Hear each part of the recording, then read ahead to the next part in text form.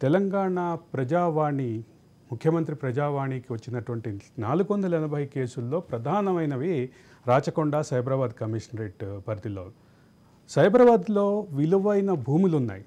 విలువైన భూములు ఉన్నటువంటి సైబరాబాద్లో విలువైన భూములు, ఖాళీగా ఉన్న భూముల్ని ఐడెంటిఫై చేసి దానికి తగ్గట్టుగా ఎస్హెచ్ఓల నియామకం చేసుకొని ఆ ఎస్హెచ్ఓలతోటి పనులు చేయించేటటువంటి పరిస్థితి ఉంది. ఆ పరిస్థితికి పోలీస్ స్టేషన్లో తమ మాట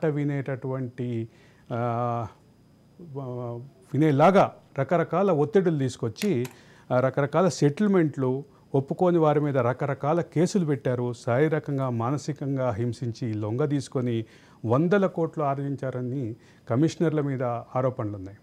ఆ కమిషనర్ల పైన సమగ్రమైనటువంటి విచారణ జరగాలి. దీనికి సంబంధించి ఇంకొక విషయం ఏంటంటే, ఒక ఐపీఎస్ ఆఫీసర్కి సంబంధించినటువంటి ల్యాండ్నే పోలీసులే కబ్జా చేసి, అంటే పోలీసుల ఆధ్వర్యంలో సెటిల్మెంట్ చేసి కబ్జా చేసినటువంటి పరిస్థితి కనిపించింది. ఒక పోలీస్ అధికారికి, అంటే ఎవరైతే ఉన్నారో ఆయన తన సన్నిహితుల దగ్గర బాధ వ్యక్తం చేశారు. ఆ సన్నిహితుల్ని దగ్గర ఆయన చెప్పిన సమాచారం ప్రకారం ఆయన ఆ ల్యాండ్ని కబ్జా చేసుకొని ఒక రాజకీయ నాయకులకు సంబంధించినటువంటి సన్నిహితులు, అంటే కబ్జా పెట్టుకొని వాళ్ళు ఆ పోలీస్ అధికారిని ఆ ల్యాండ్ నుంచి బయటికి వెళ్ళగొట్టారంటూ ఆయన తన సన్నిహితుల దగ్గర చెప్పినటువంటి సమాచారం.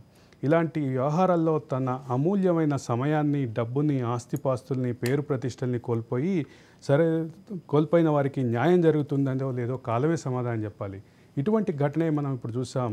సంధ్యా గ్రూప్, శ్రీధర్ రావు లాంటి బాధితుల పట్ల అన్యాయానికి రాజ్ న్యూస్ విచారం వ్యక్తం చేస్తోంది.